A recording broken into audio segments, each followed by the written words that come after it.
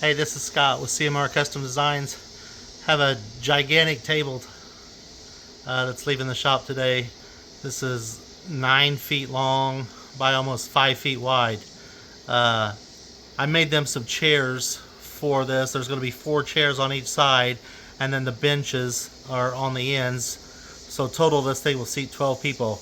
I'm going to turn the camera around so you can see it a little bit better. Here's one of the benches. This table has breadboard ends. This stain is called Fruitwood, and it's made by Minwax. This thing's really big. I appreciate you watching this video, and I would love it if you subscribe to our channel and like it, Facebook. I'd really appreciate it.